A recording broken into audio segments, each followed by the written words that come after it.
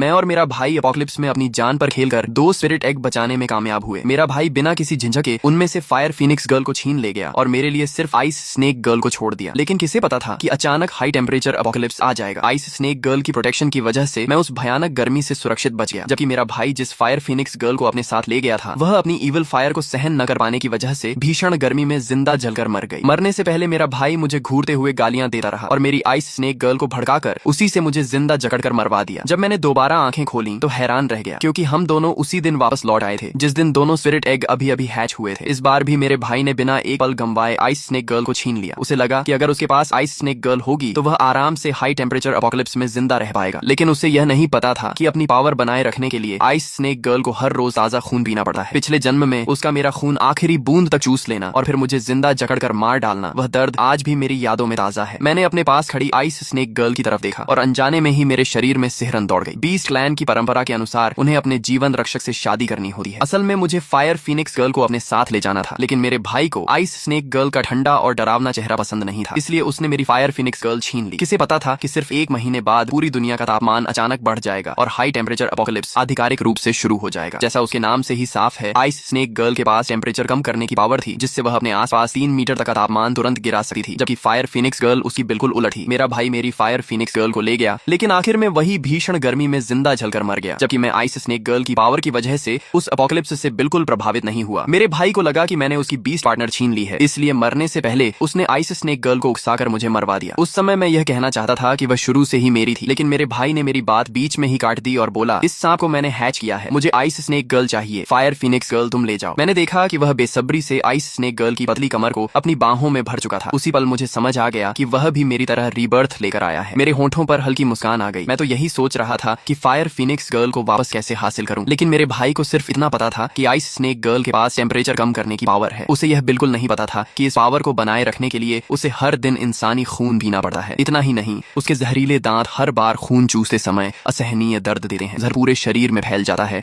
और इंसान की हालत मौत से भी बदतर हो जाती है। पिछले जन्म में मेरे भाई के लगातार उकसाने की वजह से आइस स्नेक गर्ल मेरा इतना खून पी चुकी थी कि मैं मरने की कगार पर पहुंच गया था। एक तरह से देखा जाए तो मुझे अपने भाई का शुक्रिया अदा करना चाहिए, क्योंकि आखिर में उसी ने मुझे जल्दी मौत दे दी। लेकिन इस जन्म में हर रोज सांप के जहरीले दांतों से खून चुसवाने की यातना मेरा भाई खुद सहेगा। पिछले जन्म में जब मैं आइस स्नेक गर्ल को अपने साथ ले गया था, तब वह मन से बिल्कुल तैयार नहीं थी। वह सिर्फ बीस्ट क्लैन के नियमों की वजह से मजबूरी में मेरी पत्नी बनी थी। लेकिन इस बार जैसे ही उसने सुना कि मेरा भाई उसे अपने साथ ले जाना चाहता है, उसने मेरे जवाब का इंतजार भी नहीं किया और तुरंत उसके पास जाकर खड़ी हो गई। फिर उसने शांत आवाज में कहा, शिंगचुआन, अब जब शिंगयू मुझे अपने साथ ले जाना चाहता है तो मैं अब उसी की हूँ, तुम अब मेरा पीछा मत करना। मैंने अपनी आंखें सिकोड़ ली। अब मुझे पूरा यकीन हो गया कि सिर्फ मैं और मेरा भाई ही नहीं, बल्कि आइस स्नेक गर्ल भी रीबर्थ लेकर आई है। आइस स्नेक गर्ल की बातें सुनकर मेरे भाई के चेहरे पर खुशी और घमंड साफ दिखाई देने लगा। उसने मेरी तरफ घमंड से देखते हुए कहा, क्या हुआ शिंगचुआन, यह आइस स्नेक गर्ल का अपना फैसला है, तुम उस बेकार फायर फिनिक्स गर्ल को लेकर घर चले जाओ। यह सुनकर मैं हल्का सा मुस्कुरा दिया और बोला, ठीक है, अगर छोटे भाई को आइस स्नेक गर्ल इतनी पसंद है तो बड़े भाई होने के नाते मैं उसे कैसे मना कर सकता हूँ। मेरे भाई शिंगयू जब मेरे पास से गुजरा तो जानबूझकर अपने कदम धीमे कर दिए। उसने घमंड से मुझे तिरछी नजर से देखा और मेरे कान के पास आकर धीमी आवाज में बोला, तुझे अभी तक पता नहीं है ना, बहुत जल्द हाई टेम्परेचर अपोकलिप्स आने वाला है। जिस दिन तू गर्मी सहन नहीं कर पाएगा और मेरे पैरों में गिरकर भीख मांगेगा, उस दिन अगर मेरा मूड अच्छा हुआ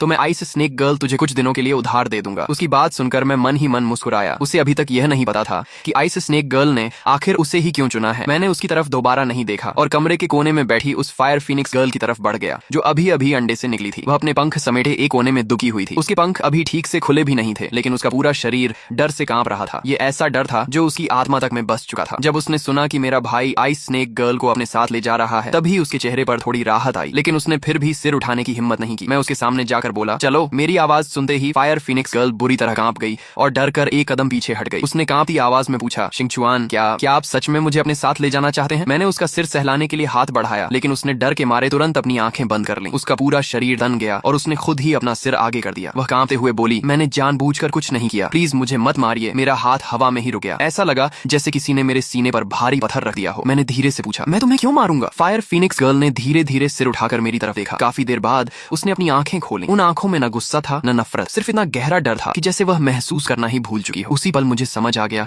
कि वह भी रीबर्थ लेकर आई है। मैंने धीरे से पूछा, फायर फिनिक्स, क्या मेरे भाई ने तुम्हारे साथ? लेकिन मेरी बात पूरी होने से पहले ही वह बुरी तरह सिमट गई और घबरा कर बोली, उसका नाम मत लीजिए, प्लीज उसका नाम मत लीजिए। उसका पूरा शरीर दर्द से सिकुड़ गया, जैसे किसी ने उसके दिल में चाकू घोंप दिया हो। उसकी आंखों के कोनों से खून तक निकल आया। आया। मैंने उससे आगे कुछ नहीं पूछा, मैं बस धीरे से उसे अपनी बाहों में लेकर उसके सामने खड़ा हो गया और शांत आवाज में कहा, अब सब ठीक है, अब तुम्हें कोई कुछ नहीं करेगा। उसका शरीर अभी भी कांप रहा था, लेकिन इस बार उसने खुद को छुड़ाने की कोशिश नहीं की। काफी देर बाद उसने धीरे से पूछा, शिंगचुआन, आपने मुझे अपने साथ क्यों ले लिया? मैंने उसकी आंखों में देखते हुए शांत स्वर में कहा, क्योंकि तुम मेरी हो। ये कोई दया या एहसान नहीं है, बल्कि सच है। इसके बाद मैं फायर फिनिक्स गर्ल को लेकर वहां से चला आया। पूरे रास्ते वह बहुत सावधानी से मेरे पीछे पीछे चलती रही, जैसे उसे डर हो कि अगर उसने कोई गलती कर दी तो मैं भी उसे छोड़ दूंगा। काफी दूर आने के बाद उसने धीरे से पूछा, शिंगचुआन, हम कहाँ जा रहे हैं? मैंने जवाब दिया, घर, लेकिन मेरा घर यहाँ से काफी दूर है, यहाँ कोई गाड़ी भी नहीं है, इसलिए तुम्हें मेरे साथ थोड़ा पैदल चलना पड़ेगा। मेरी बात पूरी भी नहीं हुई थी कि उसने झिझकते हुए कहा, अगर आपको मुझसे कोई परेशानी नहीं है तो मैं आपको उड़ाकर घर ले चलती हूँ। इतना कहकर वह झुक गई और मुझे अपनी पीठ पर बैठने का इशारा किया। मैं थोड़ा शर्मिंदा होकर बोला, नहीं, इसकी जरूरत नहीं, लेकिन वह मुस्कुराकर बोली, कोई बात नहीं शिंगचुआन, आइए, मैं आपको उड़ाकर घर ले चलती हूँ। उसके बार बार कहने पर मैं उसकी पीठ पर बैठ गया। मैं उसे रास्ता बताने ही वाला था कि वह बोली, जरूरत नहीं, मुझे पता है आपका घर कहाँ है। मैं हैरान रह गया और उससे पूछने ही वाला था कि उसे कैसे पता है। तभी वह बोली, शिंगचुआन, हम घर पहुंच गए। उसकी रफ्तार देखकर मैं दंग रह गया। वह किसी हवाई जहाज से भी तेज उड़ रही थी। मेरी हैरानी देखकर वह गर्व से मुस्कुराई और बोली, हवाई जहाज क्या चीज है? मैं फीनिक्स क्लैन की हूँ। पहली बार मैंने उसे ध्यान से देखा। उसके चेहरे पर मासूमियत साफ झलक रही थी। उसकी बड़ी बड़ी आंखों में एक भोली लड़की जैसी चमक थी। वह आइस स्नेक गर्ल की तरह बिल्कुल नहीं थी, जिसकी आंखों में हमेशा बर्फ जैसी ठंडक और उम्र से कहीं ज्यादा गहराई दिखाई देती थी। तभी फायर फिनिक्स गर्ल ने उम्मीद भरी नजरों से मेरी तरफ देखते हुए पूछा, शिंगचुआन, क्या आप मेरी तारीफ नहीं करेंगे? मैंने उसे देखते हुए गहरी सांस ली और कहा, तुम इतनी अच्छी हो, फिर उसने तुम्हारे साथ इतना बुरा कैसे किया? इतना कहते ही मुझे अपनी गलती का एहसास हो गया। मैंने देखा कि उसके चेहरे की मुस्कान पल भर में गायब हो गई। मैं तुरंत बोला, माफ करना आप हैं, मेरा इरादा तुम्हें दुख पहुंचाने का नहीं था। वह हल्का सा मुस्कुराई और बोली, आप हैं, ये नाम बहुत अच्छा है। शिंगचुआन, क्या मैं सच में इतनी बेकार फिनिक्स हूँ? मेरे कुछ कहने से पहले ही वह खुद बोलती चली गई। वह हमेशा कहता था कि मैं किसी काम की नहीं हूँ, मैं सिर्फ उसके शरीर को और गर्म कर देती हूँ। आइस स्नेक गर्ल की तरह उसकी मदद नहीं कर सकती। वह कहता था कि उसकी सारी बदकिस्मती की वजह मैं हूँ। उसने मेरे पंख एक एक करके नोच दिए, सुइयों से मुझे गोदा, चिमटे से मेरी चोंच तोड़ दी, फिर मेरे पंख भी तोड़ दिए और मुझे बाहर मरने के लिए फेंक दिया। क्या मैं सच में आइस स्नेक गर्ल से इतनी खराब हूँ? शिंगचुआन, फिर भी आप मुझे अपने साथ क्यों ले आए? मैं तो किसी काम की फीनिक्स नहीं हूँ। मुझे पहले से अंदाजा था कि शिंगयू ने उसके साथ बुरा व्यवहार किया होगा, लेकिन मैंने कभी नहीं सोचा था कि वह इतना निर्दयी होगा। फायर फीनिक्स गर्ल को चुनने का फैसला उसी का था। हाई टेम्परेचर अपोकलिप्स आने की भविष्यवाणी कोई नहीं कर सकता था। फिर उसने अपनी सारी नाकामी का दोष उसी पर क्यों डाल दिया? मैंने तुरंत उसका हाथ पकड़कर कहा, ऐसा बिल्कुल नहीं है आप हैं। तुम उसकी कही हुई एक भी बात पर विश्वास मत करना। तुम बहुत अच्छी हो, तुम आइस स्नेक गर्ल से भी कहीं बेहतर हो। वह हल्का सा मुस्कुराई और बोली, मुझे पता है, आप सिर्फ मुझे दिलासा दे रहे हैं, लेकिन अब मैं पहले से बेहतर महसूस कर रही हूँ। मैंने सिर हिलाकर कहा, नहीं आप हैं, मैं तुम्हें दिलासा नहीं दे रहा। सच में तुम उससे कहीं बेहतर हो। और तुम्हें एक राज बताऊं, मैं भी रीबर्थ लेकर आया हूँ। ये सुनते ही उसकी आंखें चमक उठी। फिर मैंने उसे पिछले जन्म की पूरी कहानी बता दी कि कैसे आइस स्नेक गर्ल हर रोज मेरा खून पीती रही और आखिर में मुझे मार डाला। मेरी बात सुनकर वह हैरान रह गई और बोली, ये कैसे हो सकता है? हमारे बीस्ट क्लैन की परंपरा के अनुसार हम अपने उद्धारकर्ता के प्रति हमेशा वफादार रहते हैं, चाहे वह हमारे साथ जैसा भी व्यवहार करे, हमें सब सहना पड़ता है। अगर कोई इस नियम को तोड़ दे तो उसे बहुत भयानक सजा मिलती है। फिर उसने आपके साथ ऐसा करने की हिम्मत कैसे की? मैंने कड़वी मुस्कान के साथ सिर हिलाया और कहा, मुझे भी नहीं पता। फिर मैंने पूछा, आप हैं, वह सजा आखिर क्या होती है? उसने सिर हिलाकर कहा, मुझे भी ठीक से नहीं पता, बस इतना जानती हूँ कि वह बहुत भयानक होती है। मैंने बात बदलते हुए कहा, छोड़ो, अभी उन बातों के बारे में सोचने का समय नहीं है। हाई टेम्परेचर अपोकलिप्स आने वाला है, हमें उसकी तैयारी करनी होगी। हम दोनों ने काफी देर तक सोच विचार किया। एयर कंडीशनर खरीदने का कोई फायदा नहीं था, क्योंकि अपोकलिप्स शुरू होते ही बिजली और पानी की पूरी व्यवस्था ठप हो जाने वाली थी। आखिर में मैंने फैसला किया कि अपने गांव वाले घर के आंगन में एक बहुत गहरा अंडरग्राउंड सेलर खोदेंगे। अंडरग्राउंड सेलर गर्मियों में ठंडा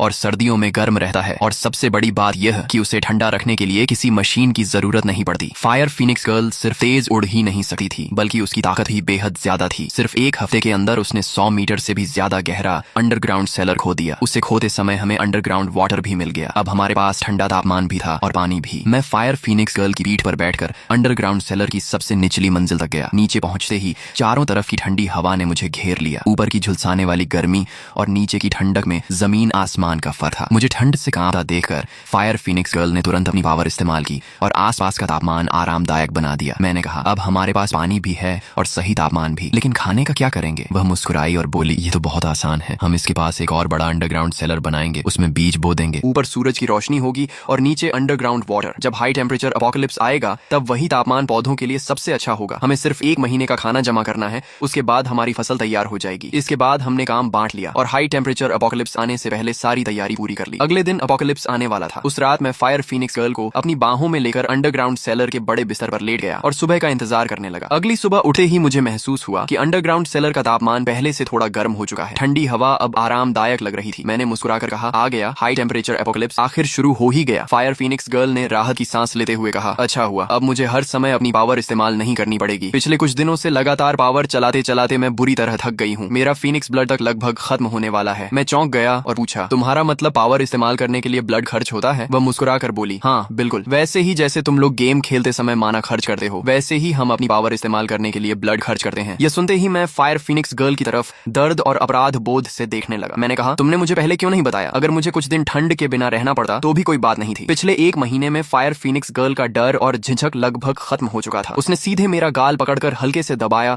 और मुस्कुराते हुए बोली, मुझे पहले से पता था, अगर मैं आपको बता देती तो आप कभी मुझे अपनी पावर इस्तेमाल नहीं करने देते। उसकी बात सुनकर मेरा दिल भर आया। मैं उसे देखता रहा और मन ही मन सोचने लगा कि आखिर बीस्ट क्लैन के दो लोगों में इतना फर्क कैसे हो सकता है। पिछले जन्म में मैंने कभी आइस स्नेक गर्ल से गर्मी की शिकायत तक नहीं की थी। गर्मी उससे खुद बर्दाश्त नहीं हो रही थी, इसलिए उसने जबरदस्ती अपनी पावर इस्तेमाल की, लेकिन उसकी पावर चलती मेरे खून से थी। ये याद आते ही मैंने गहरी सांस ली और धीरे से बुदबुदाया, पता नहीं इस समय शिंगयू की क्या हालत होगी। अगर पिछले जन्म जैसा ही सब हो रहा है तो आज उसके खून चूसने का पहला दिन होगा। अफसोस, उसकी हालत अपनी आंखों से नहीं देख पा रहा। शायद फायर फीनिक्स गर्ल मेरे मन की बात समझ गई थी। वह मुस्कुराई और बोली, भैया मैं आपको कुछ मजेदार दिखाती हूँ। इतना कहकर उसने रहस्यमय अंदाज में मुझे एक ब्रॉन्ज मिरर पकड़ा दिया। मैंने हैरानी से पूछा, यह क्या है? एक साधारण आईना? मैं उसे बार बार उलट पलट कर देखने लगा, लेकिन उसमें कुछ भी खास नजर नहीं आया। तभी फायर फीनिक्स गर्ल ने उस ब्रॉन्ज मिरर पर हल्की सी आग फूंकी। अगले ही पल उसका धुंधला शीशा बिल्कुल साफ हो गया और उसमें अचानक शिंगयू और आइस स्नेक गर्ल दिखाई देने लगे। मेरी उलझन देखकर फायर फीनिक्स गर्ल मुस्कुराई और बोली, ये फीनिक्स क्लैन का ट्रेजर है। इसे तुम इंसानों की भाषा में सर्वेलेंस कैमरा कह सकते हो। फर्क सिर्फ इतना है कि इसे न बिजली चाहिए और न ही नेटवर्क। मैंने सिर हिलाया और ब्रॉन्ज मिरर में दिख रहे दृश्य को ध्यान से देखने लगा। उसमें शिंगयू पूरी तरह पसीने से भीगा हुआ आइस स्नेक गर्ल के सहारे बैठा था और लगातार चिल्ला रहा था, गर्मी से जान निकल रही है, जल्दी अपनी कूलिंग पावर इस्तेमाल करो। आइस स्नेक गर्ल ने हल्के से होंठ भींचे। उसे देखते ही मैं समझ गया कि अब वह अपना असली रंग दिखाने वाली है। उसके चेहरे पर एक अजीब सी मुस्कान उभरी और उसने शिंगयू की तरफ घूरते हुए कहा, शिंगयू तुमने ही मुझसे अपनी पावर इस्तेमाल करने को कहा है, बाद में पछताना मत। शिंगयू बेसब्री से चिल्लाया, जल्दी करो, मैं गर्मी से मर जाऊंगा। लेकिन उसकी बात पूरी होने से पहले ही आइस स्नेक गर्ल ने अपने जहरीले दांत सीधे उसकी बाह में गड़ा दिए। अगले ही पल शिंगयू दर्द से चीख उठा। उसका पूरा शरीर अकड़ गया और वह हिल तक नहीं पाया। मुझे अच्छी तरह पता था कि स्नेक वेनम ने उसकी मोटर नर्व्स को सुन्न कर दिया था, लेकिन उसकी कीमत यह थी कि उसके पेन नर्व्स 10,000 गुना ज्यादा संवेदनशील हो चुके थे। यानी उसे जो दर्द महसूस हो रहा था वह किसी आम सांप के काटने से 10,000 गुना ज्यादा था। शिंगयू का चेहरा दर्द से पूरी तरह बिगड़ गया। उसकी चीखें पूरे अंडरग्राउंड सेलर में गूंज रही थी और उन्हें सुनकर मेरे कान तक सुन्न होने लगे। मैंने तुरंत ब्रॉन्ज मिरर बंद कर दिया। जैसे ही पीछे मुड़ा, देखा फायर फीनिक्स गर्ल मुझे बड़ी अजीब नजरों से देख रही थी। मैंने पूछा, क्या हुआ? अगले ही पल वह दौड़कर मुझसे लिपट गई और अपने पंखों में मुझे ढक लिया। उसकी आवाज कांप रही थी, शिंगचुआन, क्या पिछले जन्म में आपके साथ भी बिल्कुल ऐसा ही हुआ था? तब मुझे समझ आया कि वह मेरी तकलीफ की कल्पना करके ही टूट गई थी। न जाने क्यों मेरी आंखें भी नम हो गईं। पिछले जन्म में मेरे माता पिता हमेशा शिंगयू का पक्ष लेते थे। हर बार मुझे ही उससे समझौता करने के लिए कहते थे, लेकिन कभी किसी ने यह नहीं पूछा कि मेरे दिल पर क्या बीत रही है। सच में मेरी परवाह की थी। मुझे रोता हुआ देखकर फायर फीनिक्स गर्ल पूरी तरह घबरा गई। वह बार बार माफी मांगते हुए बोली, ये सब मेरी गलती है, मुझे माफ कर दीजिए। अगर मुझे पहले पता होता कि आइस स्नेक गर्ल ने आपके साथ इतना अत्याचार किया है तो मैं कभी आपको उसके पास नहीं छोड़ी। मैं तो हमेशा यही समझती रही कि उसके पास टेम्परेचर कम करने की पावर है, इसलिए वह आपको आराम से रखेगी। अगर मुझे सच्चाई पता होती तो अपनी जान की बाजी लगाकर भी आपको वापस ले आती। उसकी बातें सुनकर मैं हैरान रह गया। मुझे समझ नहीं आया कि वह ऐसा क्यों कह रही है, लेकिन उसकी बाहों में रहते हुए मेरे मन को पहली बार सुकून मिला। कुछ देर बाद मैंने फिर से वह ब्रॉन्ज मिरर खोल दिया, ये देखने के लिए कि उधर क्या चल रहा है। अब शिंगयू की दर्द भरी चीखें बंद हो चुकी थीं। वह सोफे पर बेहद कमजोर हालत में पड़ा कांप रहा था। आइस स्नेक गर्ल की जीभ उसके चेहरे पर धीरे धीरे घूम रही थी। वह मुस्कुराकर बोली, तुम वाकई काफी सहनशील हो, अपने भाई से कहीं ज्यादा। फिर उसने कांपते हुए शिंगयू की तरफ देखा और बोली, रो क्यों रहे हो? अगर हाई टेम्परेचर अपोकलिप्स में मैं तुम्हारे साथ न होती तो क्या तुम इतनी आराम से जिंदा रह पाते? तुम्हारा भाई शिंगचुआन तो मेरे बिना अब तक गर्मी से तड़प तड़प कर मर गया होगा। उसकी बात सुनकर मैं बस आंखें घुमा कर रह गया। सच तो यह था कि मैं इस समय पहले से कहीं ज्यादा आराम में था। तभी शिंगयू जैसे कुछ सोचकर बोला, क्यों ना मैं किसी बहाने शिंगचुआन को यहाँ बुला लूं, फिर तुम उसका भी खून पी लेना। लेकिन अगले ही पल उसने खुद ही सिर हिलाया, नहीं, अगर वह यहाँ आ गया तो उसे भी तुम्हारी पावर का फायदा मिल जाएगा। मैं तो चाहता हूँ कि वह गर्मी से तड़प तड़प कर मरे, फिर मेरे पैरों में गिरकर मुझसे भीख मांगे। उसकी बातें सुनकर मैंने बेबसी से मुस्कुरा दिया। आज तक मुझे समझ नहीं आया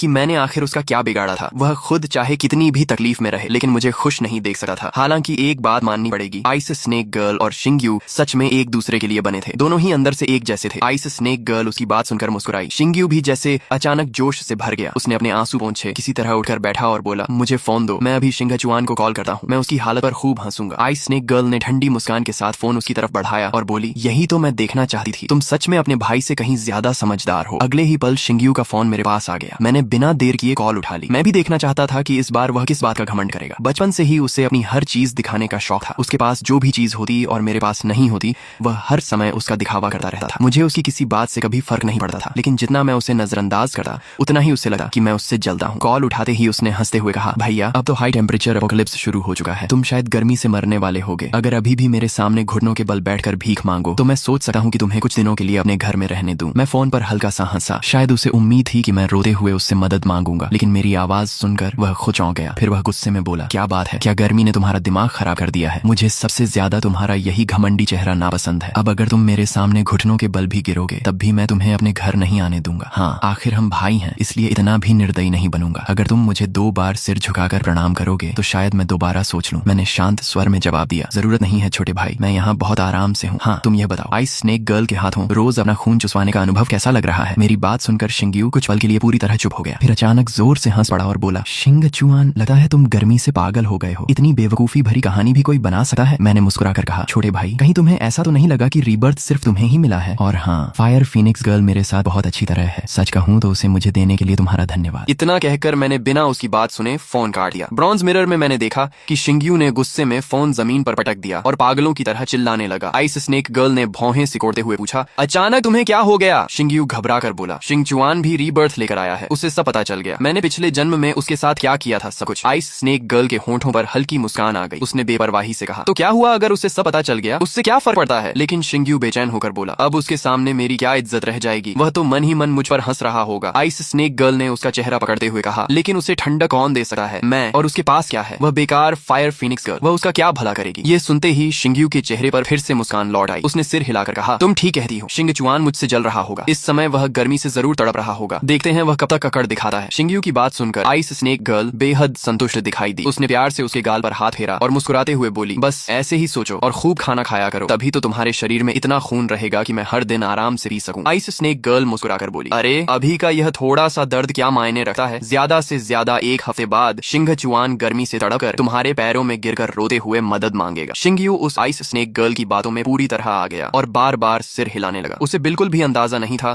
कि आइस स्नेक गर्ल को सिर्फ उसका खून नहीं चाहिए था, बल्कि उसका असली मकसद उसकी सोल थी। पिछले जन्म में आइस स्नेक गर्ल को मेरे खून से अपनी पावर बनाए रखने के बाद भी एक सोल की जरूरत थी, लेकिन उसे किसी ऐसे इंसान की सोल चाहिए थी जो उसके जैसा स्वार्थी और निर्दयी हो। सिर्फ ऐसी सोल ही उसकी पावर को हमेशा के लिए स्थिर रख सकती थी। मेरी सोल उसकी शर्तों पर खरी नहीं उतरती थी, इसलिए उसने मुझसे कहा था कि मैं किसी तरह शिंग्यू को उसके पास ले आऊं। मुझे अच्छी तरह पता था कि अगर मैंने अपने भाई को वहां पहुंचा दिया तो उसे कैसी भयानक यातना झेलनी पड़ेगी, इसलिए मैंने साफ मना कर दिया था। लेकिन शिंगेयू ने उल्टा यही समझा कि मैं उससे जलता हूं और उसे अच्छा नहीं देख सकता। उस समय तक मैं उसे अपना छोटा भाई मानता था और हमारे भाईचारे की इज्जत करता था, लेकिन अपनी मौत के बाद ही मुझे समझ आया कि उसके दिल में मेरे लिए जरा भी अपनापन नहीं था। इस जन्म में मैंने तय कर लिया था कि अब मैं उसे कभी नहीं रोकूंगा, उसे जो करना है करने दूंगा। इसके बाद मैं और फायर फीनिक्स गर्ल कई दिनों तक बहुत सुकून से रहे। इस दौरान शिंगयू कई बार मुझे फोन करके अपने आराम की जिंदगी का दिखावा करता रहा। शुरू में मैं उसकी बातें चुपचाप सुन लेता था, लेकिन बाद में जब वह हद से ज्यादा परेशान करने लगा तो मैंने उसे वीडियो कॉल पर अपना अंडरग्राउंड सेलर दिखा दिया। मेरी रहने की जगह देखकर उसका चेहरा तुरंत काला पड़ गया। उस दिन के बाद उसने मुझे फोन करना लगभग बंद कर दिया और मेरी जिंदगी फिर से शांत हो गई। लेकिन न मैं और न ही फायर फीनिक्स गर्ल ये समझ पाए कि एक नया संकट धीरे धीरे हमारी तरफ बढ़ रहा था। एक रात हम दोनों अंडरग्राउंड सेलर में सो रहे थे कि अचानक मेरे चेहरे पर गिरती बारिश की बूंदों से मेरी आंख खुल गई। मैंने ऊपर देखा तो हैरान रह गया। इतने दिनों से झुलसाने वाला और बिल्कुल सूखा आसमान अचानक बारिश बरसा रहा था। अच्छी बात यह थी कि बारिश का पानी गर्म तो था, लेकिन इतना नहीं कि उसे सहा न जा सके। उसका तापमान लगभग 20-25 डिग्री के आसपास था। शुरुआत में हमने इस पर ज्यादा ध्यान नहीं दिया, लेकिन वह बारिश लगातार कई दिनों तक बिना रुके होती रही। अंडरग्राउंड सेलर में पानी धीरे धीरे भरने लगा और कुछ ही दिनों में वह हमारे टखनों तक पहुंच गया। फायर फीनिक्स गर्ल ने मुझसे कहा कि मैं नीचे ही रहूं,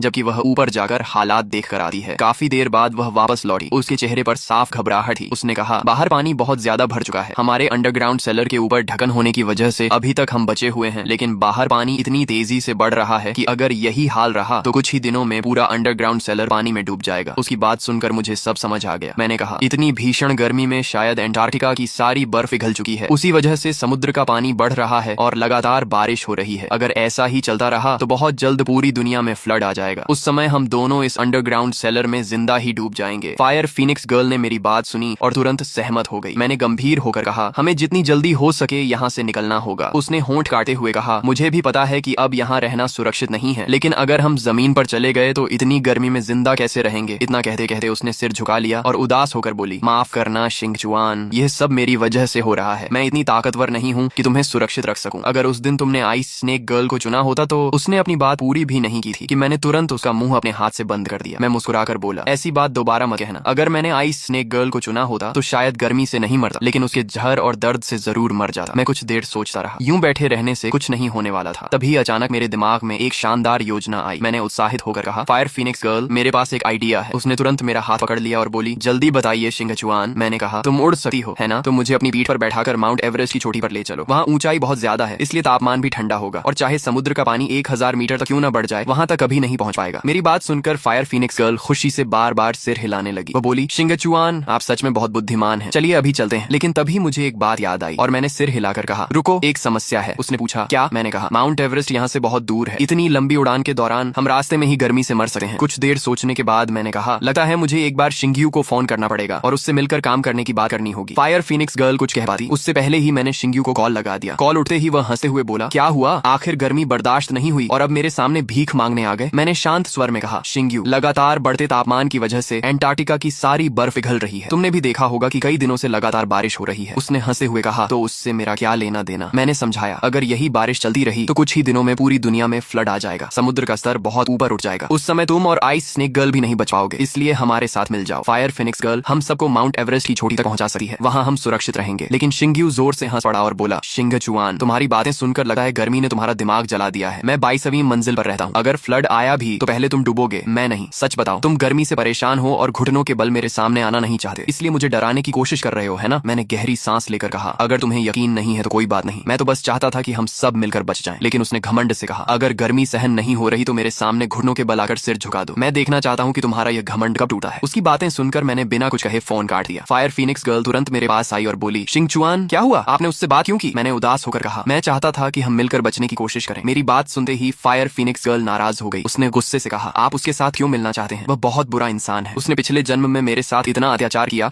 और उसी की वजह से मैं आपसे अलग हो गई थी। उसका फूला हुआ चेहरा देखकर मुझे हंसी आ गई। मुझे हंसता देखकर वह और ज्यादा नाराज हो गई और बोली, आगे से कभी उससे बात मत करना। पिछले जन्म में मुझे अंडे से आपने निकाला था, लेकिन वह मुझे जबरदस्ती अपने साथ ले गया। इतने दिनों तक मैं उसे ही अपना उद्धारकर्ता समझती रही। बाद में मुझे पता चला कि वह तो मेरा असली उद्धारकर्ता था ही नहीं। मैंने हैरानी से पूछा, तुम्हें कैसे पता चला कि तुम्हें अंडे से मैंने निकाला था? वह मुस्कुराकर बोली, क्योंकि जब आपने मुझे हैच किया था तब आप गाना गा रहे थे। आपकी आवाज भले ही बहुत खराब थी, लेकिन वही आवाज मुझे हमेशा याद रही। बाद में जब शिंग्यू को गाते सुना तो मुझे समझ आ गया कि वह मेरा उद्धारकर्ता नहीं हो सकता। मैं कई बार चुके से आपके पास वापस आना चाहती थी, लेकिन फिर हाई टेम्परेचर अपोकलिप्स आ गया। मैंने सोचा आइस स्नेक गर्ल के साथ आप खुश होंगे, इसलिए मैं चुप रही। मुझे क्या पता था कि उसने आपके साथ इतना बुरा किया होगा। उसकी बात सुनकर मैं शर्म से मुस्कुरा दिया। फिर मुझे अपनी और उसकी हालत याद आई। अगर हम गर्मी से नहीं मरे तो फ्लड में डूब जाएंगे। मैं अनजाने में फिर से आह भर बैठा। मैंने धीरे से कहा, लगता है दोबारा जिंदगी मिलने के बाद भी हम पिछले जन्म वाली किस्मत से नहीं बच पाएंगे। फायर फिनिक्स गर्ल ने हैरानी से मेरी तरफ देखा और बोली, आप ये क्या कह रहे हैं? मैं आपको माउंट एवरेस्ट की चोटी तक पहुंचा दूंगी। मैंने सिर हिलाकर कहा, रास्ता बहुत लंबा है, हो सकता है हम वहां पहुंचने से पहले ही गर्मी से मर जाएं। इसलिए मैं चाहता था कि आइस स्नेक गर्ल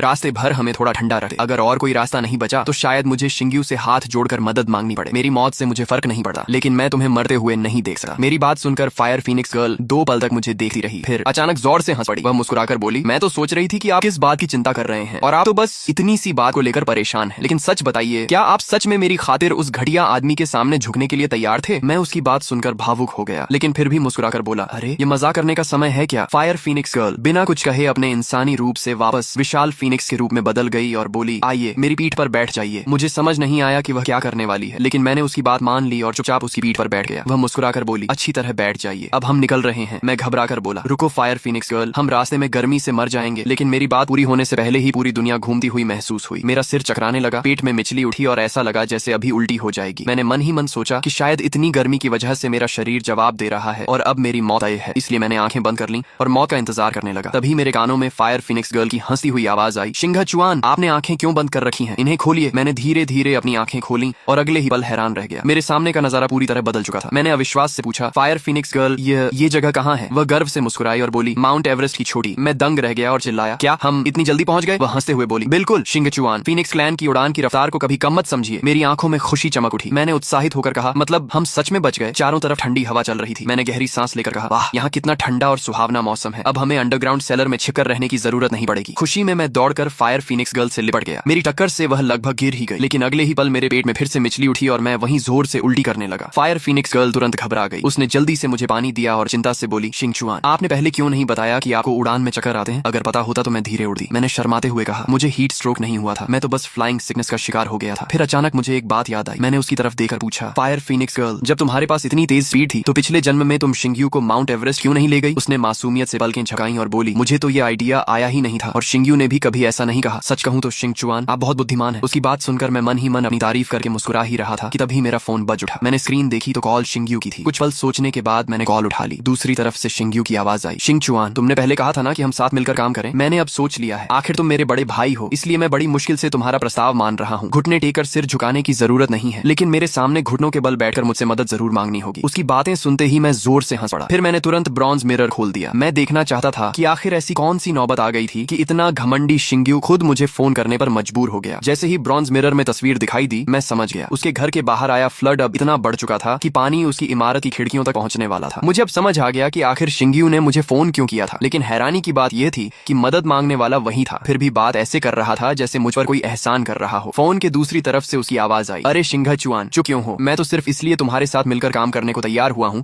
क्योंकि तुम मेरे बड़े भाई हो। मेरी बात ठुकराने की गलती मत करना। मैंने व्यंग्य से कहा, तो क्या मुझे तुम्हारा धन्यवाद भी करना चाहिए? लेकिन शिंगयू को मेरी बातों का मतलब समझ ही नहीं आया। वह घमंड से बोला, बिल्कुल, मैं तुम्हारा जीवन बचाने वाला हूँ, इसलिए तुम्हें मेरे सामने घुटनों के बल बैठकर मुझसे मदद मांगनी होगी। उसकी बेवकूफी भरी बातें सुनकर मैंने बिना एक शब्द बोले फोन काट दिया। लेकिन अगले ही पल उसका फोन फिर से आ गया। मैं उठाना नहीं चाहता था, मगर यह जानने की उत्सुकता थी कि अब वह कौन सा नया बहाना बनाएगा, इसलिए मैंने फिर से कॉल उठा ली। इस बार उसने बनावटी उदारता दिखाते हुए कहा, चलो शिंगचुआन, तुम मेरे बड़े भाई हो, इसलिए मैं एक कदम और पीछे हट जाता हूँ। अब तुम्हें मेरे सामने घुटने टेकने की भी जरूरत नहीं है, बस जल्दी से यहाँ आओ। मुझे और आइस स्नेक गर्ल को माउंट एवरेस्ट की चोटी तक पहुंचा दो। मैंने शांत स्वर में कहा, छोटे भाई, अब मुझे आइस स्नेक गर्ल की कोई जरूरत नहीं है, तुम दोनों किसी और के साथ मिलकर बचने की कोशिश करो। मेरी बात सुनते ही वह घबरा गया और बोला, ज्यादा बहादुरी मत दिखाओ, माउंट एवरेस्ट यहाँ से बहुत दूर है, तुम लोग रास्ते में ही गर्मी से मर जाओगे, जल्दी से हमारे पास आओ। मैंने बिना कुछ कहे वीडियो कॉल ऑन कर दी और मुस्कुरा कर बोला, छोटे भाई, जरा खुद देख लो कि मैं अभी कहाँ हूँ। उसने तिरस्कार से कहा, और कहाँ होगे? मैंने कैमरा घुमाकर चारों तरफ बर्फ से ढकी चोटियां दिखाई और कहा, मैं इस समय माउंट एवरेस्ट की चोटी पर हूँ। ये देखकर शिंग्यू की आंखें फटी रह गईं। वह हकलाते हुए बोला, ये कैसे हो सकता है? आइस स्नेक गर्ल के बिना तुम रास्ते में ही गर्मी से मर जाते। मैं मुस्कुराया और बोला, शायद तुम भूल गए कि फायर फीनिक्स गर्ल की उड़ान की स्पीड किसी रॉकेट से कम नहीं है। और हाँ, मुझे इतनी अनमोल साथी देने के लिए तुम्हारा बहुत बहुत धन्यवाद। इतना कहकर मैंने फोन काट दिया। फिर मैंने ब्रॉन्ज मिरर खोला। उसमें शिंग्यू गुस्से से घर का सामान तोड़ रहा था। शोर सुनकर आइस स्नेक गर्ल कमरे से बाहर आई। उसे देखते ही शिंग्यू पागलों की तरह उस पर टूट पड़ा। वह उसे धक्का देने लगा, गालियां देने लगा और मौका देखकर उसके गाल पर जोरदार थप्पड़ भी मार दिया। यह दृश्य देखकर फायर फीनिक्स गर्ल का चेहरा उतर गया। उसने धीमे से पूछा, क्या पिछले जन्म में उसने आपके साथ भी ऐसा ही किया था? मैंने उसके सिर पर प्यार से हाथ फेरा। वह मेरे सीने से लग गई और भर्राई हुई आवाज में बोली, मेरे साथ तो वह इससे भी ज्यादा बुरा करता था। वह मुझे सुइयों से चुभोता था, चाकू से काटा था। और इतना कहते कहते उसकी आंखों से आंसू बहने लगे। मैं तुरंत ब्रॉन्ज मिरर बंद करने लगा, लेकिन उसने मेरा हाथ पकड़ लिया और बोली, नहीं, मैं देखना चाहती हूँ कि आइस स्नेक गर्ल उसके साथ वैसा ही व्यवहार करती है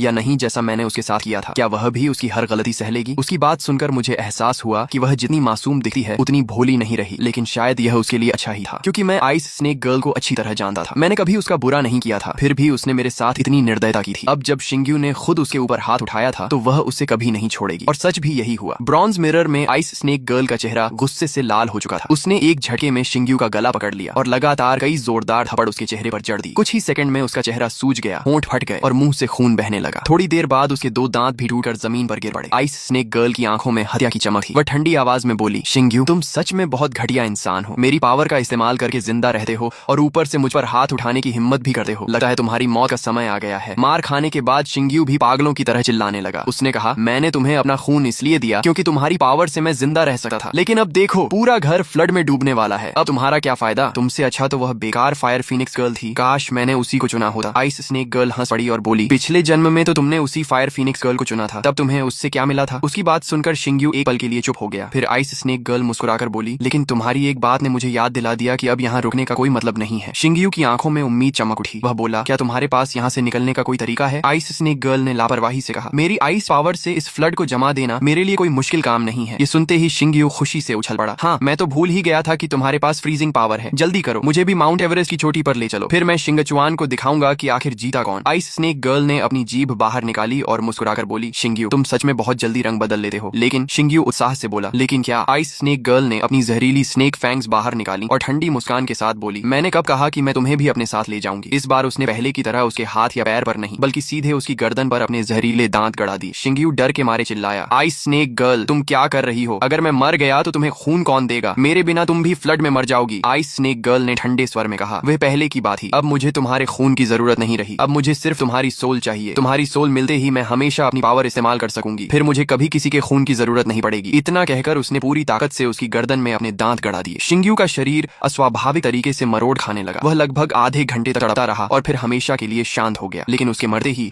आइस स्नेक गर्ल खुद भी दर्द से कराहने लगी। उसने अपना गला पकड़ लिया और अपने असली स्नेक फॉर्म में बदल गई। ये देखकर मैंने हैरानी से फायर फीनिक्स गर्ल से पूछा, इससे क्या हो रहा है? उसने प्यार से मेरे सिर पर हाथ फेरते हुए कहा, शिंगचुआन, याद है मैंने आपको बीस्ट क्लैन के एंशिएंट रूल्स के बारे में बताया था? मैंने पूछा, कौन सा रूल? वह बोली, जब आपने मुझसे पूछा था कि मैं शिंग्यू का अत्याचार क्यों सहती रही, तब मैंने कहा था कि बीस्ट क्लैन के एंशिएंट रूल्स के अनुसार अगर कोई बीस्ट अपने सेवियर को नुकसान पहुंचाता है तो उसे भयानक पनिशमेंट मिलती है। आइस स्नेक गर्ल इस समय उसी एंशिएंट पनिशमेंट को झेल रही है। मैंने सिर हिलाया। अब सब कुछ समझ आ चुका था। ठीक उसी तरह जैसे कुछ देर पहले शिंग्यू तड़प रहा था, अब आइस स्नेक गर्ल भी जमीन पर दर्द से मरोड़ खा रही थी। काफी देर बाद उसकी भी सांसें हमेशा के लिए थम गईं। आखिरकार बुराई का अंत बुराई से ही हुआ। मैंने कभी नहीं सोचा था कि ये दोनों एक दूसरे को मारकर अपनी मौत बुलाएंगे। शायद यही उनके सारे पापों की सबसे उचित सजा थी।